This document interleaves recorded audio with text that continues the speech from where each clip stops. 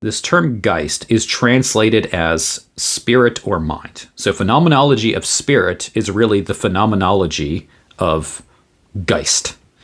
And there is no exact English equivalent of Geist, and so it's translated as spirit or it's translated as mind.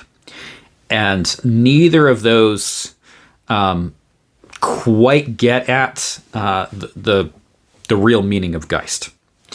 So Geist is, which makes it hard to explain what Geist is. Okay, when you don't even have a word to explain what you're talking about exactly. So like we find in Heidegger, some of the terminology that he uses, just there's no translation for it in English. So you got to kind of approximate as best you can.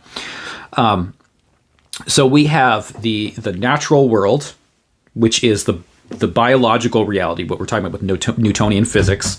We have the world as it's governed just by laws. Okay, so the natural world exists in Hegel. He's not saying it doesn't exist. But that's not all there is to reality. And he wants to say there's got to be more to reality than just these mechanistic laws. Because as human beings, we know underneath there's something more than that, right? There's meaning, there's purpose, there's value. Things that religion appeals to, things that Hegel is going to understand through his Lutheran upbringing is part of a Lutheran understanding of the world, that God has created the world and he's created it with purposes in view. And so while there are thinkers at this point in Germany who are rejecting their Lutheran orthodoxy altogether and saying, well, there is no meaning and purpose, it's all just subjective, Hegel doesn't want to do that. He says, no, there's something profoundly true about that. He's challenging that Newtonian physics is all that there is to reality. And so we see this challenge that says basically there's no such thing as freedom. Everything is just mechanical. And with Kant, Hegel is going to want to say, no, I want to affirm human freedom. I want to affirm human value and human feeling and meaning and all of the things that just characterize our lives day by day as something real. And so there is, yes, this natural world, but underneath that, there is this other reality that he refers to as the Geist, which is often translated as a world spirit. This is similar to what we just talked about in Fichte and Schelling with this kind of absolute ego or self.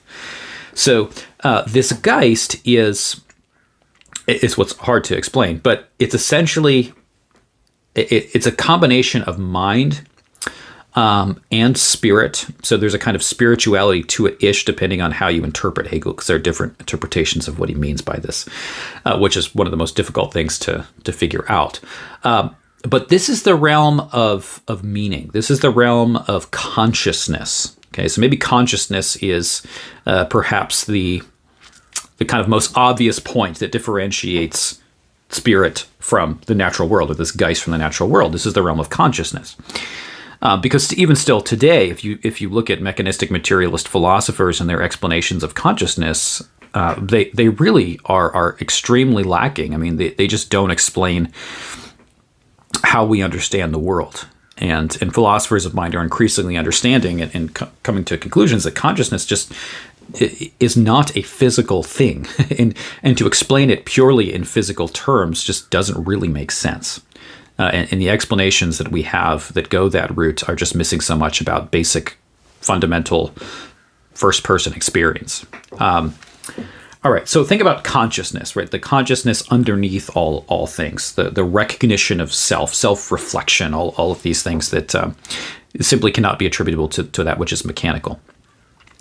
Now, the Geist, or this underlying reality of all things, this consciousness, as we may call it, is to be understood in terms of a very ancient philosophical debate. And this ancient philosophical debate is the debate between being and becoming.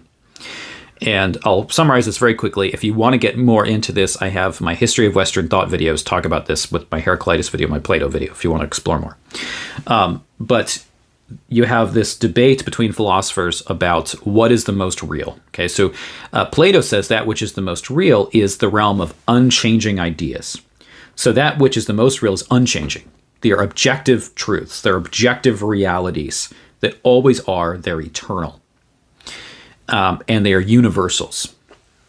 Heraclitus, who was an earlier thinker, had a very famous saying, which you may have heard before. Heraclitus said, a man cannot step into the same river twice. And the point that he was making with that is, the river's constantly flowing, and every time you step into the same river, you probably call it the same name, you think of it as the same river, but it's never exactly the same. So history, reality is always in flux. And he did believe that God existed. He spoke about Zeus as this underlying reality, but it's a reality of change.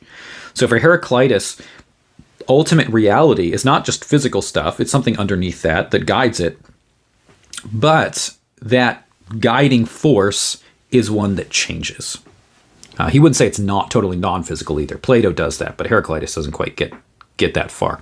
Later Greek philosophers get to that point. So there's this old debate that Hegel's jumping into. And instead of saying that being is the ultimate reality, see, Kant in some ways tries to bring back Plato's ideas, though in a different form, because Kant is saying the universal truths of reason are what really matter. That's the ultimate truth. He's trying to find objective, universal truths. And this is what he does with morality, the categorical imperative, this notion that that which is most moral, that which is moral is what is universal. It's always true and will never change. So truth is these rational facts that are always the case. Hegel is going to challenge that and move toward the Heraclitean view, a view which really is not prominent in the history of philosophy post-Heraclitus until we really get to Hegel, and that is history of philosophy, at least in the Western world we're talking about. So he is making a rather radical shift from where philosophy has been since Plato, basically. And he's saying, actually, no, Plato was wrong. Reality is historical movement. Reality is to be found in that which changes and grows. So this is what creates what we refer to as Hegel's historicism. And that is this idea that truth is to be found within history and within particular epochs or time periods in history when things change. So instead of talking about, say, universal moral truths like Kant does in terms of the categorical imperative, we're not going to ask, what is universally rational? We're going to ask, what is this time period? What is this society? What is this culture? What do they think about things? And how does morality develop there? So we're locating truth within the historical process itself. And so for Hegel, the Geist, or this underworld, this world spirit, changes through time. It is constantly changing, but it is changing in a process of self-development. So it is increasing in its growth. It is becoming more aware of itself. It is becoming greater. So this, for Hegel, explains just a lot of our studies of history. And I think it could be appealing to a lot of people today who say, people talk today, about, this is 2022. How can you still think X? The idea behind that is we're constantly learning more and becoming better and more moral. And so the things that we believed in the past, those are obviously wrong, right? There's this belief that we are kind of universally just progressing. We know better than people in the past did. Really comes from Hegel's notion that the world is in this process of self-development. It's growing. It's constantly getting better. And that occurs through this underlying Geist as it comes to know itself. It's becoming more rational. So that means that there are no objective, universal, unchanging truths that are from time to time. That's part of historical process. And there are no universal morals, something like a categorical imperative in Kant.